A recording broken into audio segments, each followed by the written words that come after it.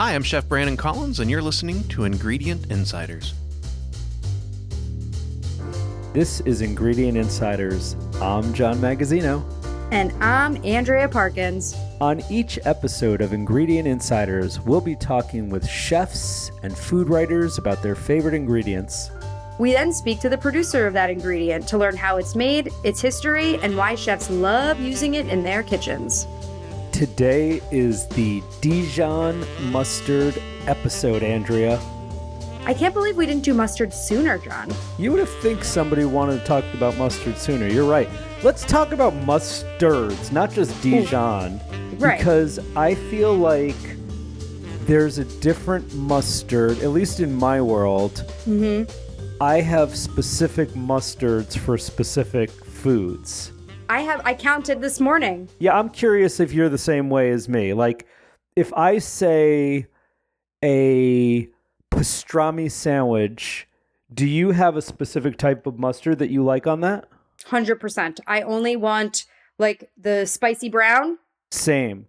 That's it. Right. Like, I don't know if it's like, I call it like New York style or Pennsylvania style or, you know, Golden's mustard. Golden's, yeah. But then if I say a ham and cheese sandwich on a baguette, what do you want? Okay, so I want two different kinds of mustards on that. There's like two ways I could go. Very interesting. Like traditional would be like a smooth Dijon, but I also would love a honey mustard on that sandwich. You love your honey mustard. I do. I love it. I love the sweet and the savory and the salty. I don't know. I love it. Do you not like honey mustard, John? I don't really partake in honey mustard. No, I don't like it. I don't know why. Is it like the chicken fingers? Like yeah, it your reminds kids? me of like a McNugget. Yeah, I get it. Not that there's anything wrong with a McNugget. In fact, if you're giving me McNuggets, I'll dip a McNugget in a honey mustard. Yeah, I mean, I need honey mustard if I'm having chicken nuggets. Yeah. But it's interesting. What are some of the other types of mustard that are out there? So we already talked about the brown spicy, obviously Dijon, which we're going to talk about at length. I can't believe you haven't mentioned yellow mustard. Oh, exactly. Like Americana. That's what I want on my hot dog. But I'll French's also put on yellow. the brown. I'll put on the brown, the spicy brown on a hot dog too. Will you put like Dijon on a hot dog? I wouldn't. I think that's just no. I think I would do it if I was feeling fancy. It would have to be like a very fancy hot dog. Right, like a Schaller and Weber hot Frankfurter. dog. Something, or an Olympia Provisions, like a really bespoke hot dog. Right.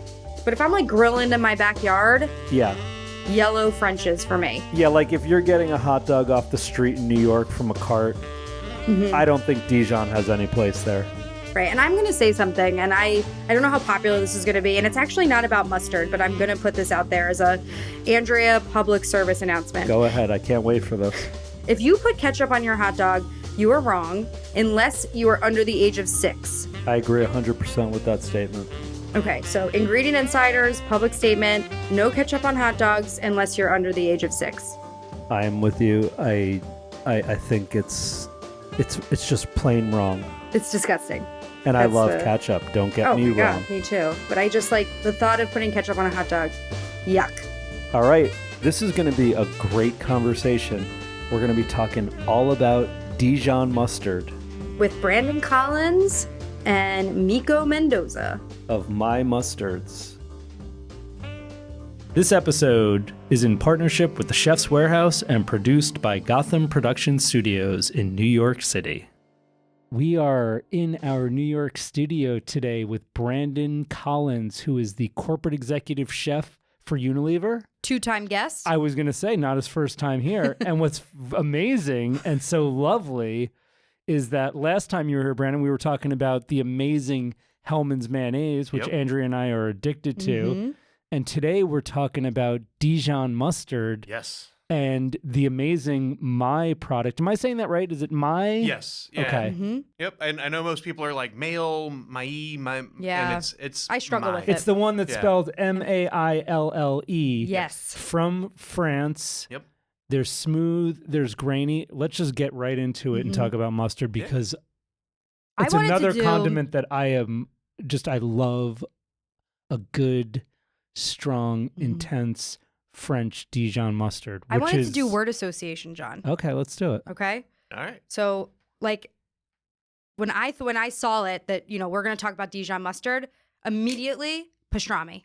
Yeah. That was like what I went to. Oh, well. What is your mustard? I'm going to give you a little a jambon sandwich, like a French ham, With like pickle? Butter, pickle, ham, and Absolutely some delicious. sort of cheese. But maybe not even cheese. But when you said pastrami, and I agree I with know that 100%. it's not Dijon. But when I'm in that French mindset of Dijon, I'm not ever putting that on my pastrami, which is interesting. Yeah, and I think I was thinking of mustard more broadly. Yes. Yeah. So the way that I see mustard is, right, so you have Dijon, which is absolutely amazing. And one of the things that I absolutely love, I love Dijon mustard more than any other mustard out there. But there's so many. There's so many mustards, and mustard's not just a condiment. Like, it's a spice, it's a seasoning, it's an herb, right? So one of the very first known spices ever used is mustard. So, we're talking 6,000 years ago. It's been found in pottery. Like, amazing. That's awesome, right? Like they were grinding it into their meat. So, to me, I absolutely love Dijon. Dijon is kind of at my heart. That's where a lot of my training and understanding of mustard comes from. But mustard as a whole is to me, it's the superior condiment. Now, Dijon is a town in Burgundy in France. So Dijon is the capital. It's the capital of Burgundy. Yeah. So the Dukes of Burgundy, who lived in Dijon, were at one point in time more powerful than the King of France. Wow. So they actually tried to make sure that they kept the Dukes of Burgundy happy because they had more money, they had a larger army, they had more friends, I guess, across the world. They had great wine. They had amazing wine, right? So with Beaune being right up the street, right? So you have great wine, great mustard. It's absolutely delicious. To me, it's an amazing part of France too. Like it's not the big city of Paris, but it's a big city in and of itself. So getting to Dijon is in and of itself like a life experience, especially whenever it comes to mustard. Now, does Dijon mustard, is there something significant about that? The way it's made? Like what makes it Dijon mustard? Yep. Yeah, so it's not protected like champagne is and things of that nature, but Dijon itself really only has 5 ingredients. It has water, it has salt, it has brown or black mustard seeds. And this is kind of really the only main variance is that it can have brown or black. Most people don't produce with black mustard seeds because they're very, very hard to kind of travel. They fall apart very easily. They're just not really kind of conducive for large mass scale production. So brown is predominantly what's utilized. And then there's usually like either a vinegar wine or verjus, which verjus was kind of the original, like what we know as Dijon today started with verjus. And then there's usually some form of like a seasoning, right? So salt or something of that nature. Other than that, that's Dijon. It has to have 2% or less of the whole of the seed in order to be called Dijon mustard. So it has to be passed through a sieve in order to be a traditional style. But other than that, you can go and like grab any sort of Dijon off the shelf. Some will have spices, some will have herbs, some will have turmeric. It just kind of, there is no real true standard of identity except for those 5 things. Let's talk smooth versus grainy. Why is there a difference? Is there, what is one better for one type of cooking or use versus the other? Yeah, so for me, I prefer smooth Dijon or Dijon Traditional is to me one of those, or Dijon Original is one of those, like you put it on a sandwich, you use it a lot more for cooking.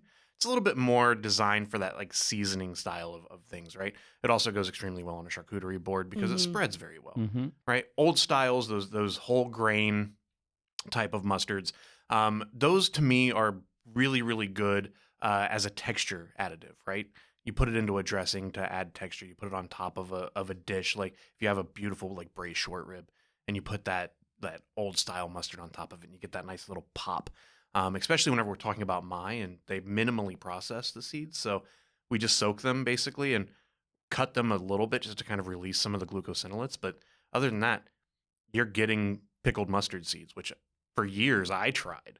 to like make myself, and inevitably 90 of my cooks every week would burn them, and I would get this weird tasting mustard seed that was nothing like I wanted. Meanwhile, it was just sold in a jar that I could have just bought very easily. And with that Maille whole grain, you get a beautiful visual effect. I made this weekend, there was some beautiful celery root in the supermarket, which I rarely see.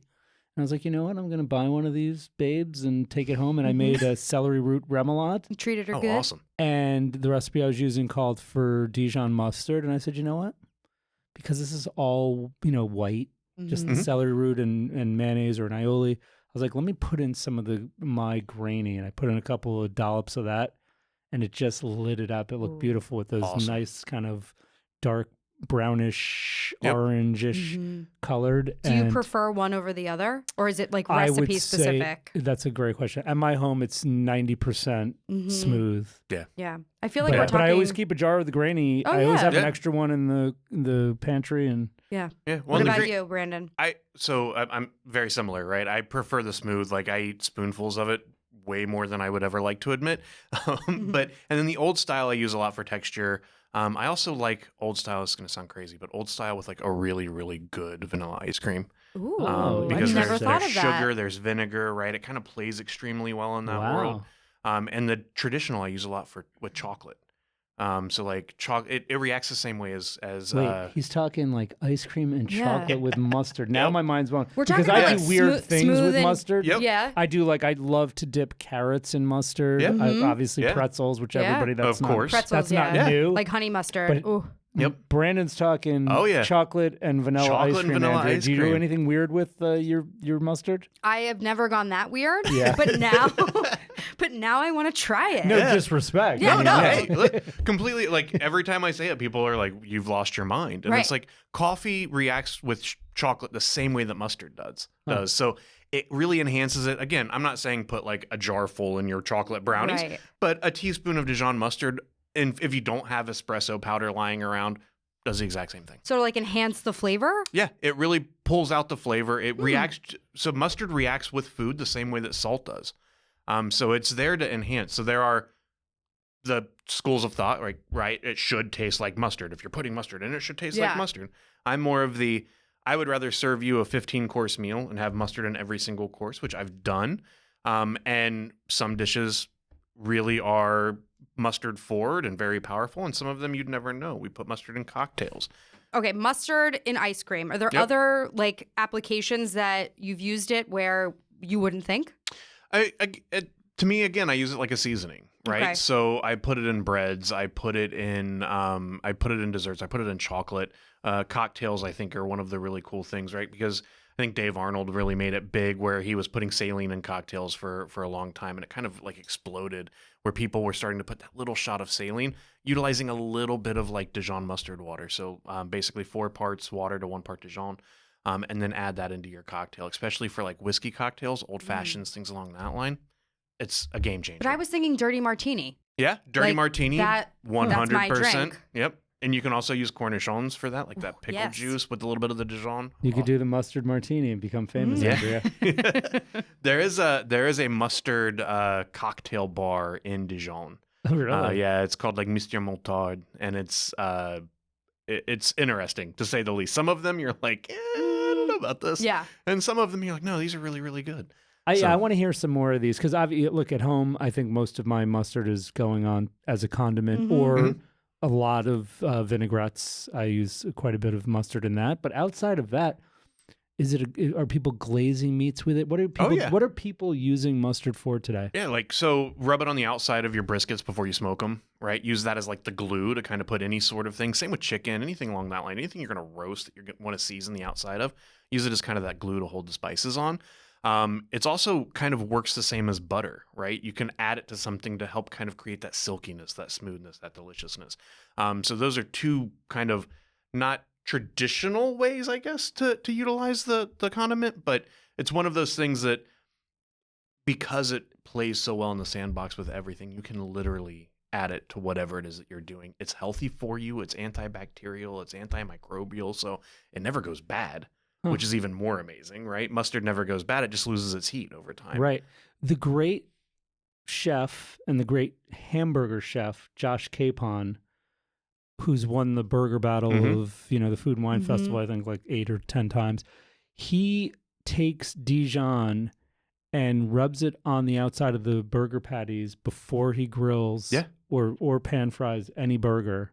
Really? Yeah. What does that do? Does that make like a crust? How does that work? It would help give it a crust. Yeah. It's also going to help season it, right? So again, it reacts just like salt. So it's gonna create a depth of flavor that you don't normally get by just salt and pepper. Yeah. So you're gonna get that vinegar, you're gonna get that mustard, and you're gonna get that salt. That's I on there started as well. adopting that. I think In-N-Out does that too. They call it like animal style. Yep. Yeah. Where they're putting mustard on the patties and then they have a sauce. Before they cook it. Yeah. Yeah. And then you get the caramelized onions and the American cheese and that Mm. Thousand Island style sauce that they Now put I on want a top of it. burger. That's, and I kind of want to. I'm gonna be in California in a couple of days. Yeah, I'm gonna have to In-N-Out's hit a couple calling. In-N-Outs. Andrew, what do you use mustard for when you're cooking? I think I use it the same way that you do, but I also, on Christmas, I whole roast a strip loin Mm-hmm. and I create this herbaceous kind of like an herb butter, and I throw a huge tablespoon of whole grain Dijon mustard into that, Yeah. and then I smear it all over the strip, Mm-hmm. and I throw it in the oven. It is fabulous. Now that you Sounds said that, amazing. now I'm thinking of other things I do with mustard, which is whenever I make a rack of lamb that's going to have any kind of herb crust or anything like that, it is There's a layer of mustard is Dijon, my yeah. glue Yeah. that I rub it all over there. Yeah. Mhm. I'll quickly pan-sear the lamb rack. Yeah. Then I'll rub it. Then I'll put whatever herbs or pepper coating I'm putting on there, and then I'll put it in the oven Yeah. to finish. Well, and the crazy part too is like whenever you add heat to mustard, like it changes the flavor profile, right? So it's not nearly as mustardy whenever you do like the lamb rack or you do the butter and put it on top of it, it's not nearly as pronounced of a flavor as it is if you just like spread it on a piece of bread, because heat starts to break down a lot of the glucosidylates that give you the spice that's in the mustard, which is again, cooking's cool, right? Like at the Yeah. end of the day, like the fact that you can take something and completely change it just by adding heat to it, and what you put in is different than what you get out. I mean, that's just so insane to me. I mean, another thing I love to have with mustard, and this people may kind of cringe when I say this, and I adopted this when I was young and I first traveled to France, and I noticed French people in bistros were doing this, is they would, whenever you would order a steak frite, they would give you a little pot of mustard on the side, and I would watch what the French people were doing. I grew up in America, so it was like, you always think a squeeze of ketchup on the plate with the fries, and maybe even, if you're that kind of person, you might even dip your steak in it. I take a healthy dollop of Dijon, put it on the plate, and I will dip my steak in that. Really? Oh, yeah. Yeah. Yeah. I love that. So Wow. good. It's so Yeah. good. And also like Flammkuchen. I'm always mispronounce that word, but Flammkuchen, that Sure. really flat style pizza with like ham, and then I'll take mustard and set it on the side and just dip it. I dip my pizza in it Yeah. too. Like, I mean, I grew up eating ranch dressing, and now like I've completely replaced all of that with mustard. It's a lot healthier for me. Yeah. So can you give us the history? I mean, there's a lot of different Dijon mustards out there, Yep. but what kind of differentiates Maille from the rest? Yeah. Yeah, that's a good question, Andrea. Because there's Orleans style mustard. Like there's a different. What is the difference between Dijon and or is it Orleans or Orléans? Orléans. Orléans. So a lot of it is just the ingredients, right, and the amount of the type of seeds that are being put into it, right. So one of the things that makes kind of Maille is he started off as a vinegar maker, and he developed a process to kind of cut mustard seeds as opposed to grinding them. So grinding them, again, anytime you heat is not a good thing whenever it comes to mustard seeds in general, right? So if you take mustard seeds and you cut them under pressure, it kind of gives them a little bit more free form and flavor profiles as opposed to grinding them and heating them up. And what happens with Maille is that whenever you eat Maille, it kind of attacks your olfactory senses. It comes up through, and then it kind of dissipates back. It doesn't make you sweat, doesn't make you cry. So it It's became kind of like that wasabi exactly in your sinus heat. Yep, it's in your sinuses, but it doesn't give you that like flush of heat that you can get with like some of the Chinese mustards and some of the Dusseldorfs if you get like the super spicy hot Yeah. ones. And even some Horseradish. Dijon styles, right? So some of the Dijon styles are way more spicy as well. But so what he ended up doing is he became very well known within the large courts of England and Europe because they wore makeup. during this time, right? And they didn't want their makeup to run in front of the commoners. So his mustard didn't make you sweat. It didn't make you cry. So he became the mustard maker for the kings and queens of Europe. We have crocks that were designated for Emperor Napoleon, that were we found some on the bottom that were going to Tsars of Russia. So basically, anytime the French Division of Antiquities comes across a shipwreck that has mustard crocks in it that were Maille, they give them back to us. Amazing. So we have some really, really cool, like, old crocks that were signed for, like, Catherine the Great. And do you have pictures of these you can send us? I do have some pictures, yeah. We would yeah. love to see those. Yeah, and it's, if you ever get to Dijon, we have the oldest Dijon store, still operating in Dijon, and it's, you go in and upstairs you have all the stuff from the pump, and if you happen to catch Bélanger on the right day, you can be like, hey, can I see some of these? And we have some kind of laid out throughout the room as well. But it's really, really cool. Again, the history of it's so diverse. We've been around for, since 300 years almost at this point. Like, we've seen empires fall and crumble and grow and crumble again. So and we've kept it traditional. Like the now production for the European version is just outside of Dijon, in an area called Chevalny, and it's still done the way that we've always done it, which is absolutely amazing. That's such a crazy story. It's the mustard that won't make you sweat. Yeah. Because I have had Maybe that should Dijon be the that new will make you tagline. sweat. There's some, I've never seen it in the U.S., but there's some, I think they call it super 4 or super hot, like Yep. these Oh, yeah. Dijon Yeah. mustards that are like, you eat it and you're like, woo. Yeah. Right. They have leave it in the extra- fridge for a couple of months to kind of Chill mellow. out. Yep. Yeah. Yeah. Well, and that's like, so with Dijon, it's usually made with a vinegar or a wine, Mhm. right? Predominantly, most of what you'll see in the States is a vinegar, Mhm. because, and vinegar, science tells you that vinegar kills heat, right? So, but if you look at like the Chinese mustards, it usually comes as a powder and then you mix it with water. And that's why it's the same seeds, right? They're both utilizing the brown seed, but Chinese mustard is much hotter Super because hot. of the fact that it's utilizing water versus utilizing a vinegar or something to kind of mellow that out. Same with UK, like a Tewkesbury mustard, something along that line, right? Coleman's as well as another one that's kind of a little bit spicier than most, and it's because of the fact that you're utilizing water to kind of activate those glucosinolates as opposed to utilizing a vinegar or a wine. What's a good recipe for a basic mustard sauce? So for me, it's usually there's a couple different ones, but I like just chicken stock, mustard, and a little bit of creme fraiche or heavy cream, a little bit of tarragon, and then use that for like chicken. Yep. It's also great over top of scallops or something along that line as well. I usually take the adductor mussels as well if I'm making this sauce, and I throw the adductor mussels in the sauce and then strain it out, so that way kind of get that little bit of fishiness in there. Yeah. Also just taking like a regular, if you have a demi-glace or something of that nature, or a reduced stock in your house, or you can even buy like the little jelly cubes or whatever, and then just some old style, a ton of herbs, usually like rosemary, tarragon.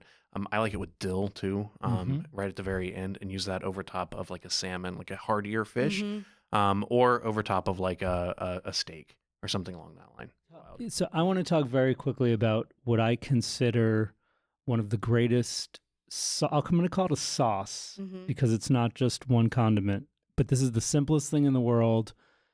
I discovered this when I was probably in like 6th or 7th grade, because a friend of mine growing up's mom, who they lived down the street from us, used to make these delicious sandwiches, whether it was a ham sandwich or a roast beef sandwich or whatever it was. Whenever you went over Will Carr, his name was Will Carr. Whenever you went over Will's house. Are you still friends with Will? I am. Okay. Whenever you'd go over Will's Hey, Will. house, you'd have these sandwiches that were incredible. And it took me, a little bit to figure out what was going on, because, my mom would make a sandwich. It was good, but this was special. What Nancy Carr did, and this is as basic as it gets, she would take Hellmann's mayonnaise. She would take mustard. I don't know if it was Maille or not. And just combine them in almost equal quantities and stir them together. And I know this sounds so basic, but when you do that, something magical happens. Because you can smear mayo on a piece of bread and you can smear mustard on a piece of bread and it doesn't have the same effect. Do you know what I'm talking Oh, about? 100%. That Like like Dijonnaise. Dijonnaise. Yes, it makes this thing, this creamy mustardy sauce that makes sandwiches so amazing. I use that as a dip. Yes. Oh, really? Oh, yeah. Oh yeah, Dijonnaise as a dip Yep. for like carrots, celery, everything. I didn't even know that. I mean, I've heard of Dijonnaise now that you say it, Yeah. but like that to me was a revelation as a kid. Nancy was ahead of her time. Yeah. Nancy Carr, God rest her soul, was making amazing sandwiches because of that. Trailblazer. Wow. Yeah. Like 100%. I love Dijonnaise. I love Mhm. mayonnaise and mustard anything at this Why point. is that Like, so good? Is it the creaminess and I think then it's the creaminess. acidic- It's the acidity, right? It's that little bit of spice that you get. It's the same reason why I like adding a little bit of heat to any sort of creamy sauce that I make, right? It just gives it that little bit of oomph that you just, and again, mayonnaise and mustard on a sandwich. It's absolutely delicious. And then you mix them together and you get that perfect balance. You can't beat it. I love mustard. You just gotta spice. You know what the Spice Girls? We spice up your life. You know that song? Like even when I make I think it was about mustard. when I make tuna. Do you put mayo in your tuna salad? I mean, pardon me, mustard in your tuna. I do not. See, I'm not do. always, but I do. do. I'll put a dollop in there. Just brings it up a level. Yeah. Really? I put Yeah. it in my potato salad. Oh Mhm. yes, Yeah. Like, absolutely. You have to. Yep. And then when you said Brussels sprouts, I was thinking about taking bacon fat Yeah. and then stirring in whole grain mustard Yep. and then pouring that over Brussels sprouts. Ugh. That you pull out of the deep fryer or air Yes. fryer, depending on how healthy we're trying to be today. Mm, But not if you're pouring bacon fat on something, well, if you put it in the air fryer, then there's that argument, Okay. right? Like it's half And then you as have a Diet Coke with fattening. it? Yeah, well, 100%. That's the only way to diet, right? Well, this has been another lovely, amazing conversation. but we're not done Brandon, yet. you're so good with these. Like, he's the condiment king. He is. What condiment do you want to come on Yeah, what's and talk about next? next with Let's us? see here.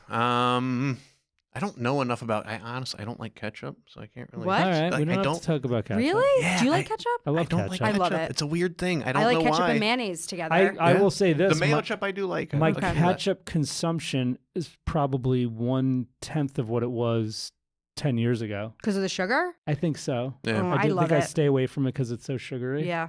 I'm not saying I don't love it, but it ain't mayo. It's like mayo. I eat mayo But and mustard and a lot of, Exactly. and for healthier reasons, a lot more mustard than I Yes. ever did. not for health reasons, mayo. No, Yeah. no. You're just pinching my fat. Is that what you're doing? You know. Well, I don't know if we asked you this the last time about your pantry. Mhm. Did we? I don't remember. Honestly. I don't know. All right. Well, we're I going to don't ask you remember. again Yeah, fire because away. it's been a while and there's new things. And But Andrea loves to ask this question. what are the 5 ingredients that you have to have in your pantry at all times? Currently, Sure. okay. Like if I went to your house right now. Currently, chili crisp. Okay. And it's the hot, crispy oil. Honestly, like it's the brand that Yeah. I'm addicted to. What do you like to do with it? Because I have a jar of that in my pantry, and I don't Is even it know what which to do brand with is it. it? So it's called hot crispy oil. We have that and it's exact like, one. It's like it's absolutely insane. I get it from my local grocery store up by me, and one of my kind of addictions right now is cottage cheese, corn nuts, and hot crispy oil. I All don't know together? why. What are All you, in together, mix college? it together. I feel like I'm in college sometimes. But Yikes. it's for me it's a high protein. It's got a little bit of crunch to it, and it's got some spice, and it works perfectly well as like a snack running out the door. I have 2 kids, I have a dog, and I'm constantly traveling, so it's like I don't know, just trying to Brandon. make That sure doesn't sound very good it to doesn't me. sound sorry, good, I but don't it's know if I'm gonna try delicious. that. I don't even know if I'm going to try to make that. It's like a cottage cheese. If you like I have cottage nothing cheese. against cottage cheese. I Yep. love corn nuts. Yep. Love corn nuts. I'm telling you, And mix I- them together. It Okay, doesn't all seem right. like it But will John, work, but it's delicious. I know that you are not a huge fan of the chili crisp.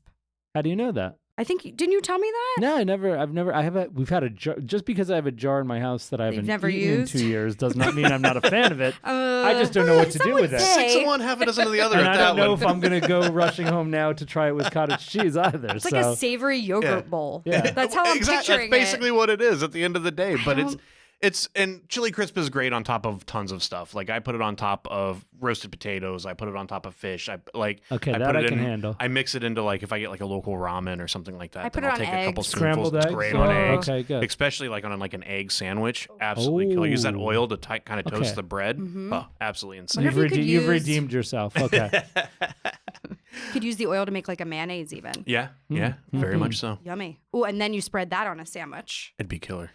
All right, what else is in this pantry? Sorry. Okay, So chili crisp. obviously Dijon. Like I Right. always have a Dijon, and there's also another mustard from this company called Terrapin Ridge Farms. It's a dill pickled mustard that I keep in my house at all times. You Like, said it's- dill 3 times, and it's my yeah, favorite herb, it's- and I'm really happy. and right especially now. whenever dill pickles are involved, Mhm. like dill anything. Like I grew up eating like the dill dip that my mother made, and Yeah, delicious. I agree. Dill is one of my favorite. Yeah. One of my favorite herbs.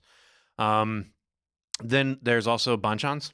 So the banchan sauce is currently like one of the top hits in my pantry as well. I'm trying to think of what else is in Hellman's mayonnaise. Always Hellman's mayonnaise. And lastly, the one thing that I think is probably another big thing in my pantry. I always have cornichons. Okay. I always have cornichons. Maille makes beautiful Yeah, cornichons. the They best do. cornichons in the world. They They really really do. do. At retail, that's what I buy. Absolutely. Well, thank you so much for coming back. We cannot wait to have you on again. Beautiful. Can't wait. He hasn't even Looking left, forward and to you it. I already know. got him. I'm can't- already you're like penciling you in yeah. for I know. season 6. We'll have to come up with like cornichons and olives or something. We'll figure it out. Yeah. What else does Unilever sell that we can talk about?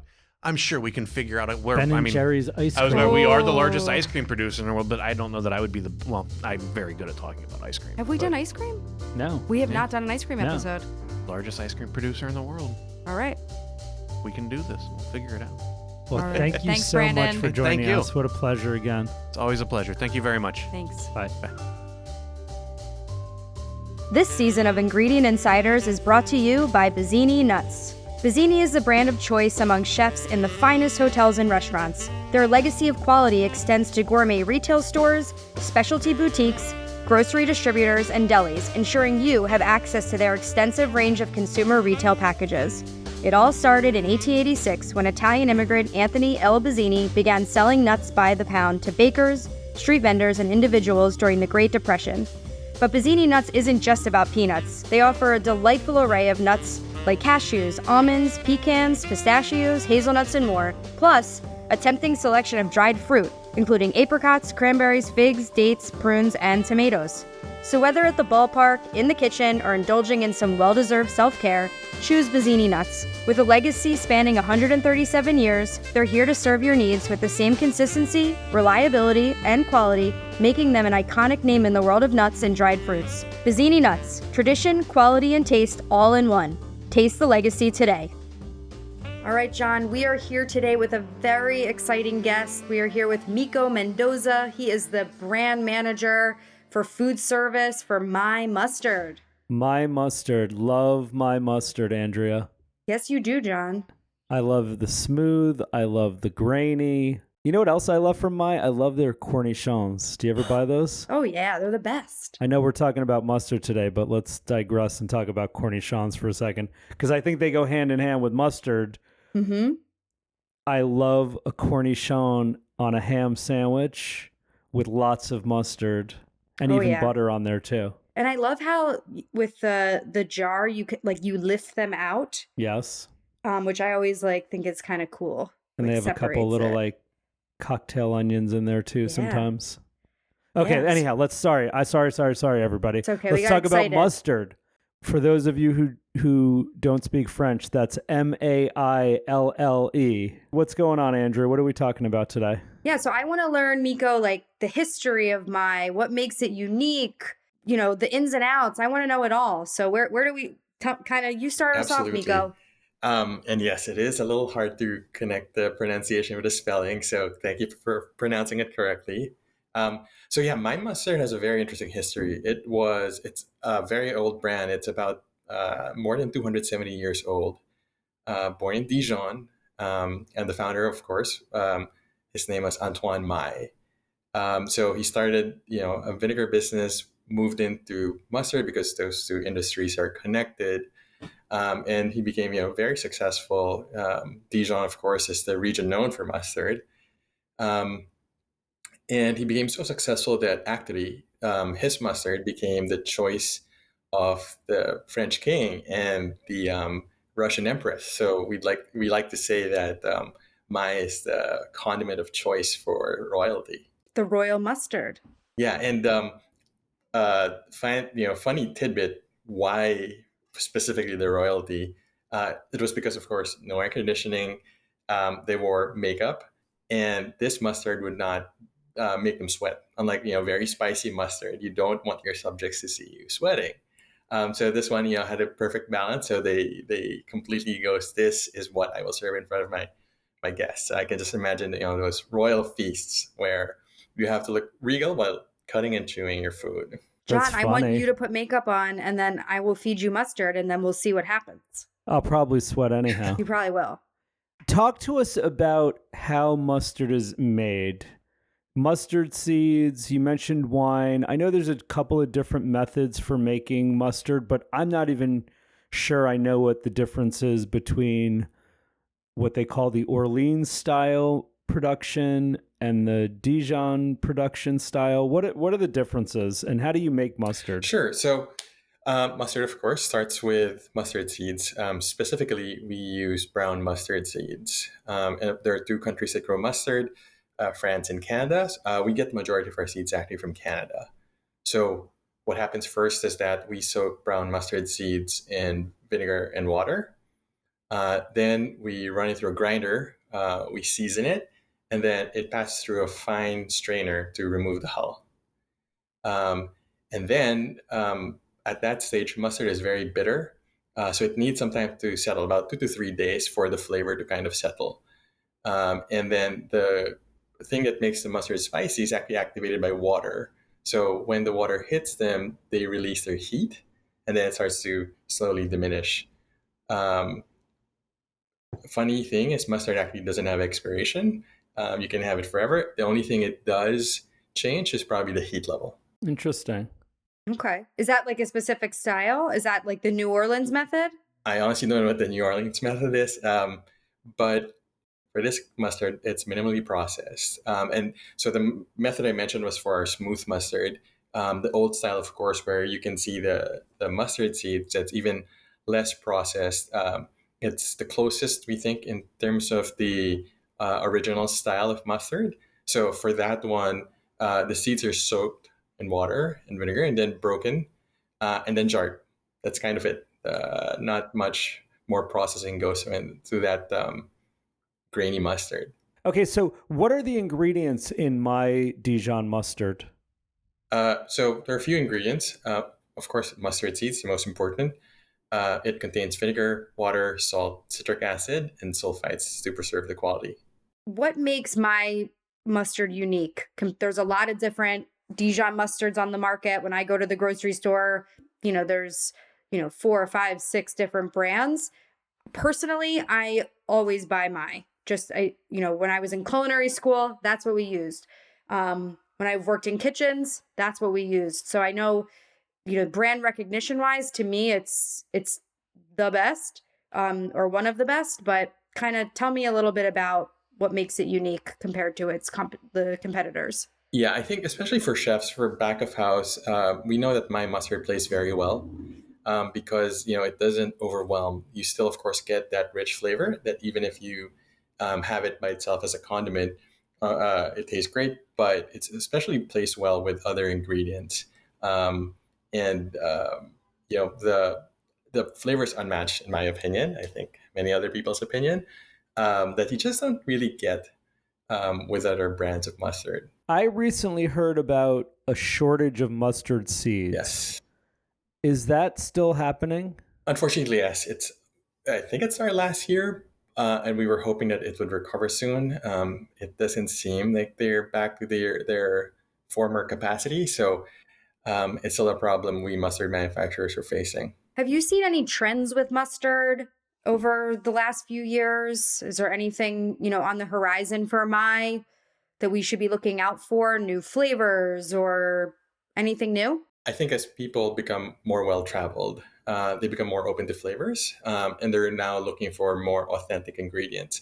So I think that's where Maille plays very well, right? If you want mustard from Europe with a rich history, as opposed to your regular hot dog yellow mustard, there's some difference or some sophistication there.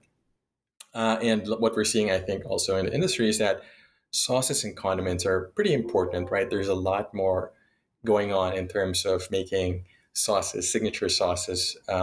We know our operators, they want to be known for their sauces. And therefore, Maille is a great ingredient to add in that as well.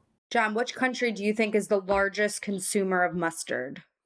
The largest consumer of mustard. Wow, I feel like this is a trick question. I mean, my first inclination is to say the United States because it's a big country and there's a lot of mustard going on sandwiches and hot dogs. But now I'm going to go into a whole other place and say China because it's a much bigger population and there's a lot of like hot mustard perhaps going into the food. So final answer, China. Okay. Mico, do you know the answer? No, and now that you mentioned China, that does make sense as well. So I'm super curious. What do you think? What would you say? I would say France. And you would be right. France Darn it. is. I'm sorry, John. You did not win the $1 million. France is the largest country of mustard consumption. I love it. Which kind of makes sense now that, we're hearing the history of like the kings and the queens and, kind of 270 years of history. That's, There's a region that's known for mustard. So, right. It makes sense. Does make sense. I don't know if you'll find this interesting. Mustard is actually antimicrobial and antibacterial. Who knew? It's funny you say that, Mico, because I read that, I'll say in the olden days, before antibiotics and all of that when you would have a cold, that a lot of people, like almost like a Vicks vapor rub, they would rub mustard on their chest. I know John still does that today. Yeah, I didn't know that was out of fashion. It's not in vogue, John, to rub mustard on your chest. I mean, we'd sell a lot more if people started doing that again. That's true. We sell it by the gallon. So if you're interested, just go onto the Chef's Warehouse website and you can. Yeah, the old style is also good for exfoliating. That's right. That's it. That brings a good question. So when is the best time to use the whole grain mustard versus the smooth? Is there a time for each? Is there a reason why? I imagine the smooth outsells the grainy by quite a bit. Yes. I think the smooth is probably more versatile in the sense that you can use it for ingredients, right? If you're making a salad dressing or a sauce or marinating, that's really where you want the flavors to be consistent and permeate.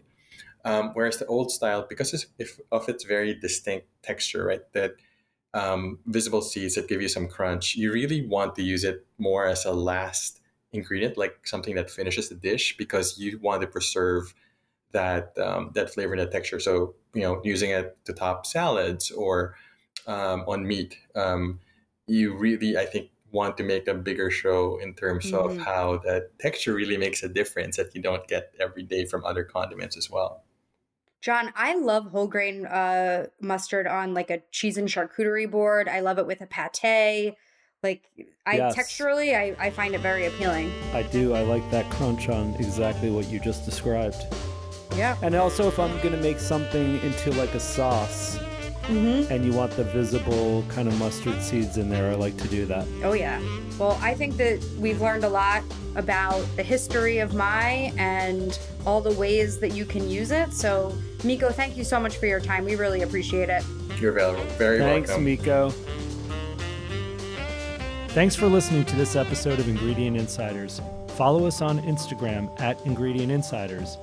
You can find the products we discussed on today's episode at chefswarehouse.com or at your favorite specialty retailer.